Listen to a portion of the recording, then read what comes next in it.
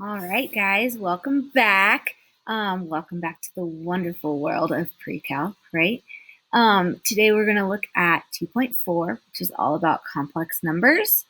Nice little review again from Algebra 2 when we learned how to do complex numbers in Algebra 2.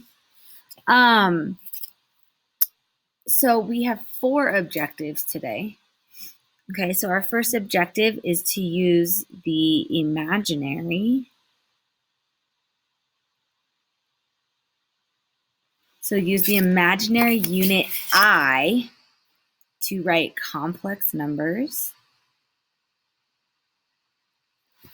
Okay, so we'll review what does that imaginary unit I mean. Then we're going to add, subtract, and multiply complex numbers. So we're going to review how to do that. We're not going to look at dividing yet, I don't think. Maybe we do. Oh yeah, we do, but not yet. Okay, and then we're going to use complex conjugates. Conjugate is one of those words that I will go over the definition a million times and then you still won't remember what it means. So let's try to break that cycle, okay? We're going to use complex conjugates to write the quotient of two complex numbers. So then we'll look at dividing. And then we're going to plot complex numbers in a complex plane, which is just plotting numbers in a coordinate grid. So 4 objectives. Seems like a lot. It's not as much as you would think. But let's talk about imaginary numbers real quick. So hopefully we remember from Algebra 1 that by definition, I is the square root of -1. So therefore, I squared is -1. So these two things right here, this one and this one, are facts that are really, really important. Okay, so what this means is, like, if I have the square root of a negative number, then the negative part becomes the I, and then B just remains under the square root. So, like, for example, if I have the square root of -4, this is really the same thing as I square root of 4, because this negative comes out and becomes the I. And then square root of 4 is 2, so this is just 2I. Same thing like if I have the square root of -9, right? This is I square root of 9. Well, the square root of 9 is 3, so it becomes 3I. Even if you can't simplify it, so like -5 becomes I square root of 5. And since the square root of 5 doesn't simplify, it's just I square root of 5. So nice little review there of imaginary numbers. Then complex numbers are numbers in this form, a plus bi, which is standard form. Okay, the real part is your a, and the b part is your b. The real part is a, and the imaginary part is b. And the imaginary part is just b. It's not bi. Okay, so like if I have, let's say, like 2 minus 7i. The real part is positive 2, and the imaginary part is -7. And that's it. Okay? And these are complex numbers. Complex numbers, every number is a complex number, right? But it needs to be in the form a plus bi, where that I term is second. Okay, so a couple things to note. If b is 0, the numbers are real numbers. So let's think about this. Like, if I have 4 plus 0i, well, 0 times I is just 0. So this is just 4, which is a real number. Right? So even real numbers are complex numbers. If a is 0, let's do like 0 plus 5i. Well, 0 plus 5i is just 5i, which is what we call a pure imaginary number. So pure imaginary, spell out imaginary number. I'm just running out of space. Right? Because there's no real part, so it's just purely imaginary. And then the last one is if I have numbers on both, so like 2 plus 6i or something is just a complex number.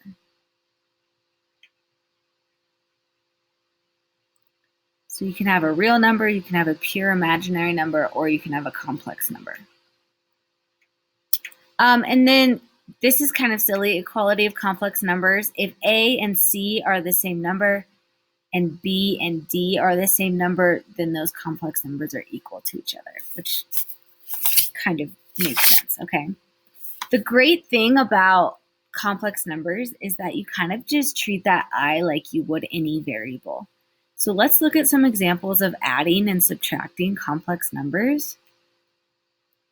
Okay, so we just focus on adding the real parts or subtracting, right?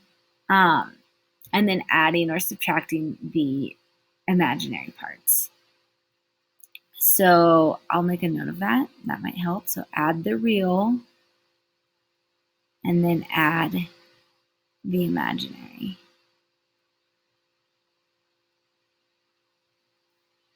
So like here, 3 plus 2 is 5. And then negative 1i plus 3i is just 2i. You treat it like if it were an x or something.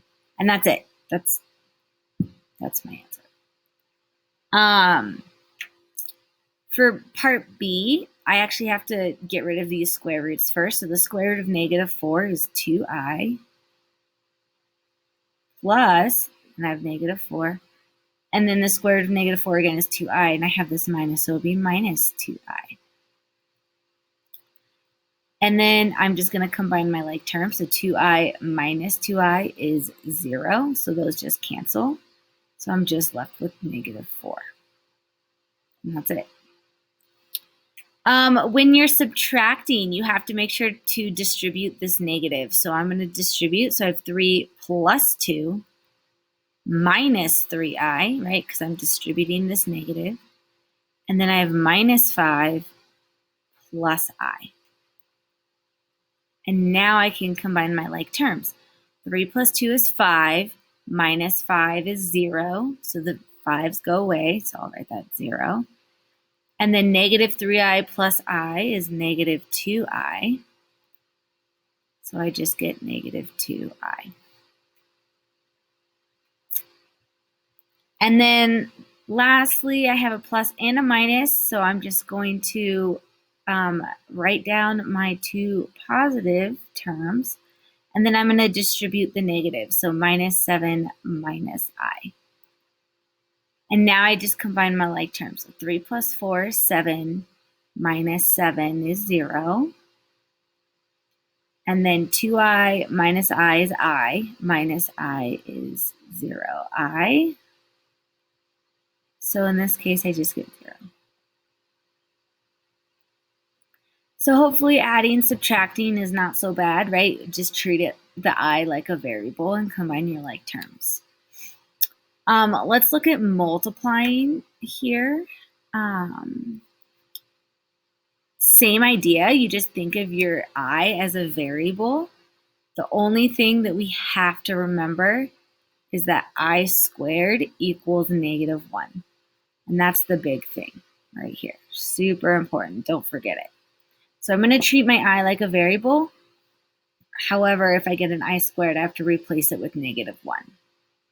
So here, if I take the square root of negative 4, I get 2i times the square root of negative 16 is 4i. Well, if this was 2x times 4x, I would get 8x squared. So in this case, I get 8i squared. But what is I squared? I squared is negative 1, right? So it's 8 times negative 1, which is negative 8. And that's my answer. Okay. Same thing for B here. I'm just going to distribute. So 2 times 4 is 8. 2 times 3i is positive 6i. Negative I times 4 is negative 4i. And negative I times 3i is negative 3i squared. Combine your like terms. So I have 8 plus 2i minus 3i squared. And I squared now is negative 1. I guess I can have equal signs here, right? So 8 plus 2i minus 3, and then I squared is negative 1.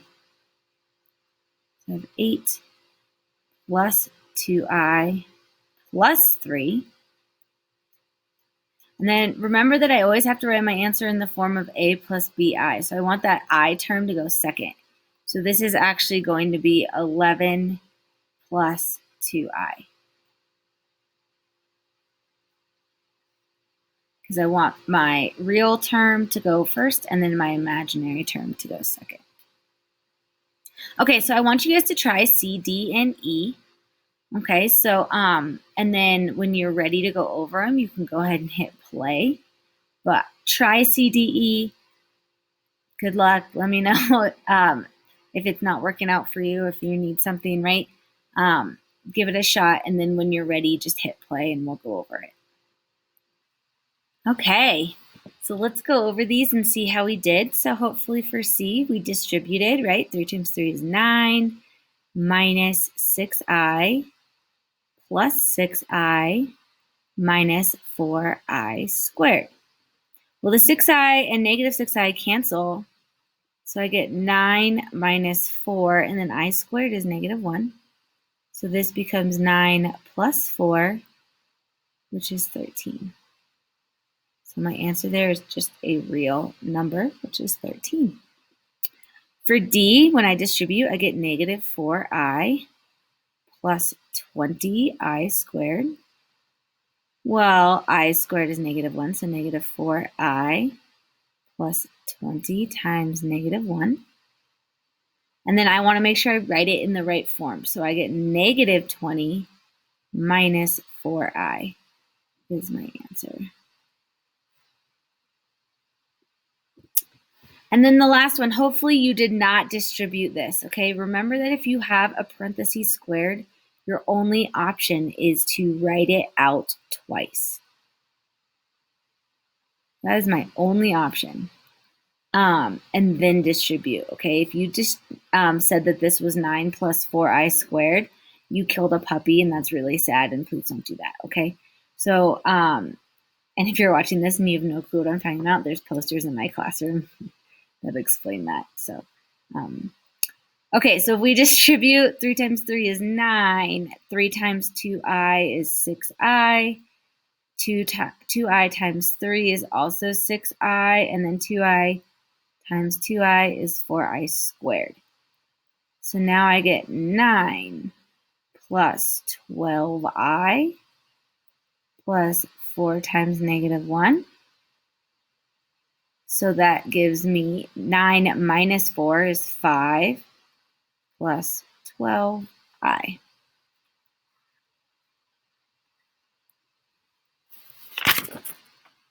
So hopefully we feel good about that. Yeah. Okay. The next thing we're going to look at, reach out if you have questions on that. Sorry, totally blanked. But reach out if you have questions. The next thing we're going to look at is complex conjugates. And these are so important, okay? Conjugates mean the terms are the same, just one's positive and one's negative. Okay, that's all we're talking about here. One is positive and one is negative. So it says, which of the previous problems contains complex conjugates? And the answer there is problem C. Problem C states 3 plus 2i and 3 minus 2i. So if we look at our answers from A, B, C, D, and E, what do we notice about the answer for C that we didn't get anywhere else. And hopefully we realized that the answer for my C example was a real number, right? The imaginary number went away, it canceled. Okay, so what happens when complex conjugates are multiplied? Well, what happens is the middle terms cancel,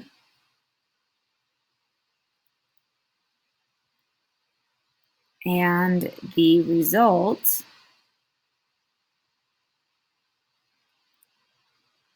is a real number.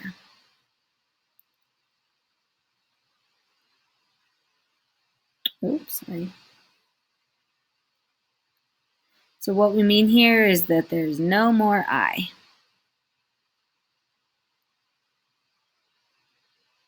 The I goes away. And what's even more special that happens here, if I have A plus BI times A minus BI, so if I have complex conjugates, there is a shortcut. All I do is I get A squared, so whatever my A term is, right, squared, plus B squared. And then I can just add those numbers together. Okay, so I take whatever my A is, whatever my B is, square those numbers, and then add them together. The I just is gone. So let's look at an example of what that looks like here. So example 3 says multiply 3 minus 5i by its complex conjugate. So if I have 3 minus 5i, its complex conjugate is 3 plus 5i. Right? Same terms, just one positive and one negative. Now, you're more than welcome to multiply this out, right? 9 plus 15i minus 15i minus 25i squared. The 15s cancel, and I get 9 minus 25 times negative 1, right? Which is 9 plus 25, which is 34. You're more than welcome to do that. That is not hard. Should be pretty quick, right? Or we can use the shortcut that I just gave you on the previous page that says I take my A term, which is 3, and I square it. And then I take my B, which is 5, or negative 5, it doesn't matter, because I'm going to square it, so it doesn't matter. And I just add them together. So then I get 9 plus 25, which is 34. I will let you pick which way you like, but I will be using this way in our next few examples that we have to look at, just because that is way faster. But if you're like, I will never remember that, then you're more than welcome to multiply it out. Okay, no worries either way. So the reason that complex conjugates are so important is because we use them when we're dividing complex numbers. We use that complex conjugate to help us get rid of the imaginary number on the bottom of a fraction, okay? I do not want an imaginary number or a complex number on the bottom of a fraction. So when we write the quotient, when we divide, we want to write it in standard form. We want our final answer to be in standard form, which is like this, right? Where A is a number and B is a number. So what we do is I'm going to write my original problem, 2 plus 3i over 4 minus 2i. And I'm going to multiply by 1, because if I multiply this problem by 1, it doesn't change, because anytime I multiply something by 1, it stays the same. But I'm going to multiply it by 1 in a way that's going to get rid of this I. And I just learned right up above that if I multiply by the complex conjugate of this, it will get rid of the I. So I'm going to multiply by the complex conjugate of the bottom, of the denominator. Okay? So whatever the denominator is, I'm going to multiply by the complex conjugate of that denominator. So on the top, I have to actually distribute. So 2 times 4 is 8. 2 times 2i is 4i. 3i times 4 is 12i. And then 3i times 2i is 6i squared. Sorry, went over that problem. But on the bottom, I can use my shortcut, right? Because they're complex conjugates. So a is 4, so I can do 4 squared plus, and then b is 2. 2 squared. So let's simplify the top a little bit. I have 8. And then 4i plus 12i is 16i. And then 6 times negative 1 is negative 6. And this is over 4 squared is 16 plus 2 squared is 4. And I'm just going to keep going, right? 8 minus 6 is 2. So I have 2 plus 16i over 20. And then what I can do here is kind of, we call this butterfly, right? I'm going to split this into 2 separate fractions. The first fraction is going to be my 2 over 20 plus my second fraction is going to be 16 over 20i. So I'm just going to put the I out to the side there. And then the question is, can I reduce these fractions? And the answer that you say better be yes, because we can, right? So 1 over 10 plus, and then what number goes into both of these? And hopefully you said the answer is 4. So now I get 4 over 5i. And now this is in standard form. This is in standard form, right? My A value is 1 over 10, and my B value is 4 over 5. And that's it. Woohoo, we did it, right? Let's try the next one, and then you guys will have 2 to try on your own. So the next one, I have negative 2i over 4 plus 11i. I'm going to multiply it by 1, but I'm going to multiply it by 1 in the form of the complex conjugate of the bottom, which is 4 minus 11i. On the top, I need to distribute, so I get negative 8i plus 22i squared over, my a value is 4, so 4 squared, plus my b value is 11, so 11 squared. Here, 22 times negative 1, right? I squared is negative 1, so I have negative 22. Oops, not plus, excuse me. Minus 8i over 16 plus 121. So again, negative 22 minus 8i. And then 16 and 121 is 137. So once I get that bottom term into one number, then I can split it into 2 fractions. So I get negative 22 over 137 minus 8 over 137i. And then the question is, do these fractions simplify? And here the answer is no. So that is my answer. Okay, where my A is negative 22 over 137 and my B is negative 8 over 137. Okay, so go ahead and there's 2 here that I want you guys to try. So we'll scroll down here. Okay, 2, and all you're doing, you're going to multiply by the complex conjugate of the denominator and simplify until you get that in standard form. Oops, sorry. And then when you are ready to go over these problems, just go ahead and hit play on the video and we'll review them. Okay, so let's review these.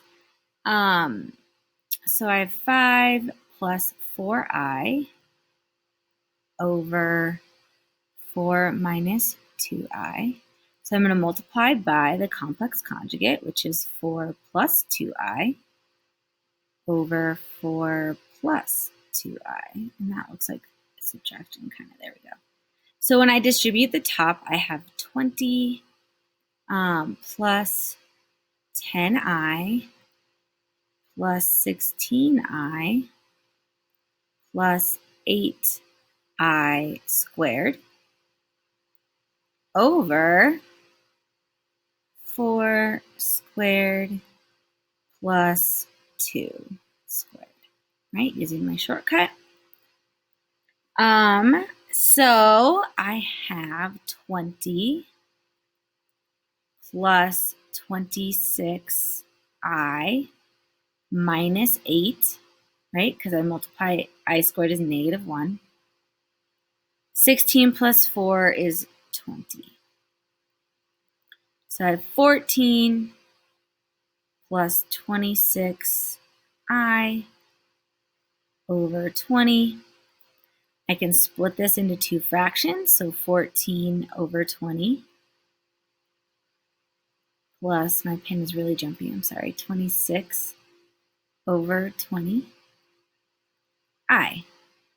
And then the last step is just, can I simplify any?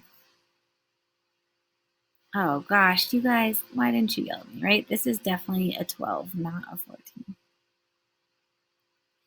I'm sure everyone was like, what is this crazy lady talking about? Okay, so 4 goes into both of these, so I get 3 over 5. Plus 2 goes into both of these, so I get 13 over 10i. And that's it. Okay, let's look at the second one. I'm just going to go ahead and multiply it up here so I don't have to write it again, right? Work smarter, not harder. So I'm going to multiply by the complex conjugate of the denominator, which is 2 plus 5i. So on the top, I get 6 plus 15i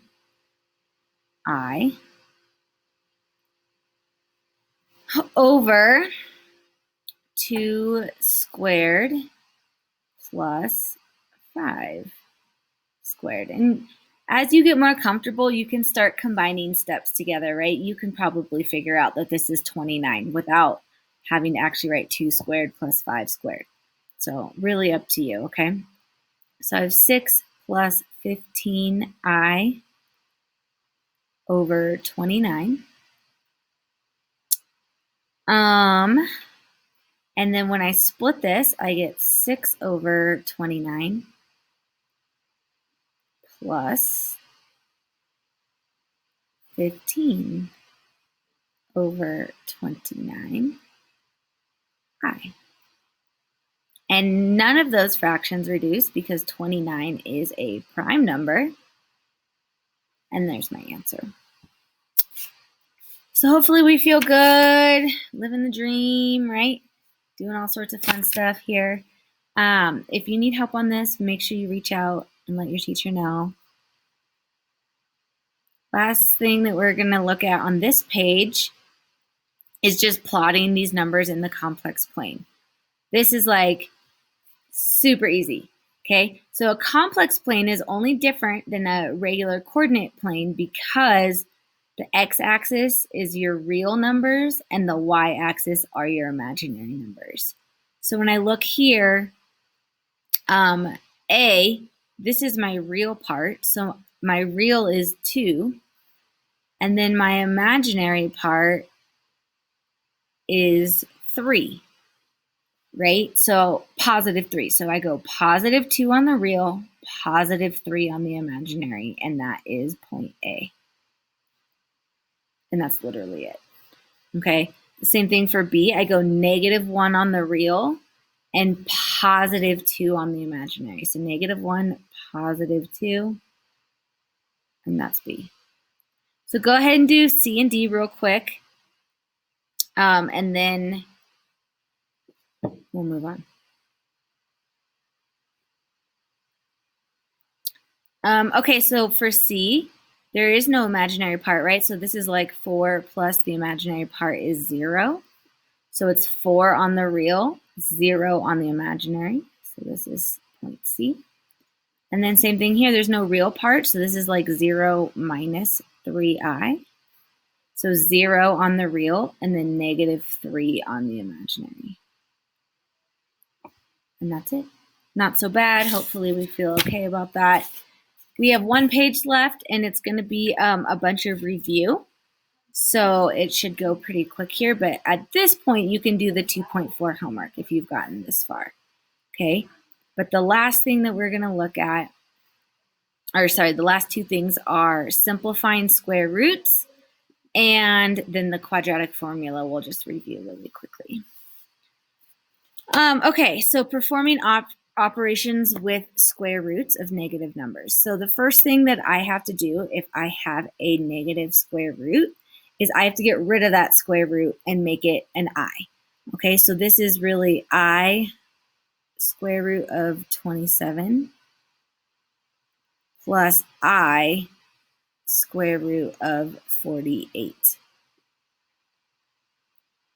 Now, the thing that happens here is that I cannot add together 2 radicals unless those radicals have the same number under the radical. Okay, so I need to simplify both 27 and 48. So I'm going to do 27 off to the side here. So we're going to review, how do you simplify 27? Well, 27 I know is 9 times 3, right? 3 doesn't break down anymore, but 9 does. 9 breaks into 3 and 3. And because it's a square root, this index is a 2, even though we don't write it. So I'm looking for pairs. So here's a pair. So one of those numbers from the pairs comes out. And then whatever number is left over on the inside stays on the inside. So 1 3 came out from the pair, and then this 3 stayed on the inside. So this is really 3i square root of 3. Okay, now I'm going to do the same thing for 48. I know that 48 is 12 times 4, but there's other ways that you can split it up too, right? 4 is 2 and 2. 12 is 4 and 3. And 4 is 2 and 2. So again, because my index is a 2, I'm taking the square root. I'm looking for pairs. So here's a pair, and here's a pair. The reason I cannot count the 4s as a pair is because I then split them up. So once you split a number up, it's no longer, you're not allowed to look at it anymore. Okay. So I take 1 2 from the first pair, multiply it by a 2 from the second pair. And then the number that's left over is a 3. So this is really plus 4i, right? 2 times 2, square root of 3. Now it should be pretty quick, right? I have square root of 3 and square root of 3. So now I actually can add these together. And 3i plus 4i is 7i. And then I get square root of 3. And there's my simplified answer. Okay, so we're going to look at the same thing in part B here. I'm just going to start simplifying. So I have -14 plus, and then I have the square root of -12. So I'm going to make that an I and then change it to +12 over 2. And I need to simplify the square root of 12. So I'm going to do that over here, right? 12 is 4 and 3. 4 is 2 and 2. There's my pair, so I'm going to take one of those out. And the number that's left over is a 3. So this is actually negative 14 plus 2I square root of 3 all over 2. Since the denominator only has one term, I can split this into two fractions. So I can make this negative 14 over 2 plus 2I root 3 over 2. Negative 14 over 2 is negative 7, so that simplifies nicely. And then here the 2's cancel, and I get I root 3. And you can leave it like that. That would be okay. I'm good with that. That's an a plus bi form, right, where the I term is second. Or you can write this negative 7 plus the square root of 3I. But if you do that, make sure it's very, very, very obvious that the I is not under the square root. This is probably the safer way to go. So just a nice little review of operations here with negative numbers. Last thing we're going to do is review the quadratic formula. And you can probably guess that I'm going to get negative square roots or negative numbers under the square root here. So let's go through and look at these examples. Okay, so remember that a is the number in front of x squared, b is the number in front of x, and c is the constant. So in this problem, a is 1, right? The number in front of x squared is 1. B is negative 2, and C is positive 2. You don't have to write this, but if it helps you, then please do, okay? I'm just going to start plugging in values. So negative B is going to end up being positive 2, right? Negative 2. Plus or minus the square root of B squared, so negative 2 squared, minus, now I always like to put the 4AC in parentheses, because then I can clearly see if it's going to be a double negative. So 4 times A, which is 1, times C, which is 2. And then all over 2A, which is 2 times 1. Now make sure it's all over. Sometimes I see that the division ending here, and you just divide it what's under the square root by this number. But make sure that that's kind of like your last step, okay? All right, so let's look. I have 2 plus or minus the square root of 4 minus 8 all over 2. So this gets me 2 plus or minus the square root of negative 4 over 2.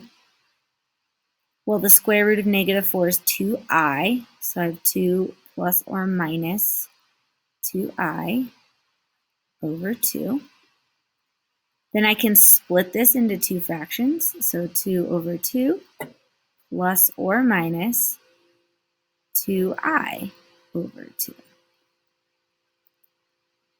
So the 2's cancel, right? And I get 1 plus or minus, and then the 2 cancels and I get 1i, or just I. And there's my answer. So I actually have two solutions here. One is 1 plus I, and then the other one is 1 minus I. That's my answer. Okay. For B, we notice that not everything's on the same side of the equal sign, which makes it a little bit trickier. So you always want your x squared term to be positive. So I'm going to subtract the 4x, and I'm going to add the 6 to the other side. So now it's something that I can solve, okay? So now I'm going to start plugging in. My b is negative 4, so negative b is positive 4, plus or minus the square root of negative 4 squared minus 4 times 3 times 6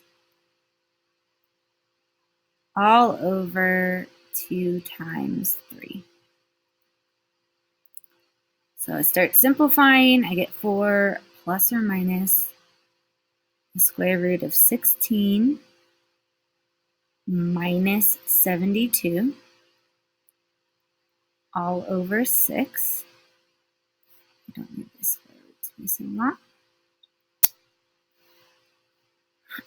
Okay, so I have 4 plus or minus the square root of negative 56 over 6. Okay, and then I'm going to erase some of this stuff over here so that I have room to write down. I need to simplify negative 56. Right? Or really, let's do this step first. 4 plus or minus I square root of 56, right? That negative becomes an I. And now I'm ready for the step of simplifying the square root of 56. So 56 is 8 times 7. 7 doesn't reduce anymore, so I'll focus on the 8. 8 is 4 times 2. 4 is 2 times 2, and it's all broken down. Since I'm taking the square root, I'm looking for pairs of numbers. So there's one pair. So I can take one of those out. And then the two numbers that are left over are 2 and 7. So those numbers will multiply by each other on the inside. So now I have 4 plus or minus 2i, because 2 is on the outside, and then square root of 14 is on the inside, all over 6. And then lastly, I can separate this, so 4 over 6 plus or minus 2i root 14 over 6. And don't forget to reduce if you can. So 4 over 6 reduces to 2/3 plus or minus. And then 2 over 6 reduces to 1/3. So I can just say I square root of 14 over 3. Or you could say square root of 14 over 3 and then the I next to the fraction. That's okay too. I would take either one of those, okay? Okay, so you have 2 examples to try, 2 quadratic formulas to give a shot. And then we're going to go over those and then we'll be done. So go ahead and hit pause on the video, try C and D, and then when you come back, check your work. Okay, so check your work here. I just went ahead and did it. So if you need to pause it to check your work, that's fine. But here we should have gotten 3 plus or minus negative 3 squared minus 4 times 1 times 5 all over 2 times 1. So that got me 3 plus or minus 9 minus 20 over 2, which is 3 plus or minus negative 11 over 2. So I brought the negative out to get me the I, and then negative 11 doesn't break down because, or square root of 11, sorry, doesn't break down because 11 is prime. So then from there, I just split it. Okay, so 3 over 2 plus or minus root 11 over 2, I. Then for D worked out kind of nicely here. I have 2 plus or minus 4 minus the square root of 4 minus 40 over 4, which was the square root of negative 36. Well, the square root of negative 36 is just 6i. So I have 2 plus or minus 6i over 4. So when I split it, I get 2 over 4 plus or minus 6 over 4i, which reduces to 1/2 plus or minus 3/2 I. Okay, I'm hoping we feel good about this. If you have any questions, make sure you reach out, let me know. I know we're moving fast, but hopefully this is a nice little review from Algebra 2. And if at any point you need help either on notes or on homework or on a review or anything, just make sure you reach out so that we can work and get you caught up. Our next video is going to be on the fundamental theorem of algebra, which is probably new, so that'll be super fun. But until then, I'll see you guys later.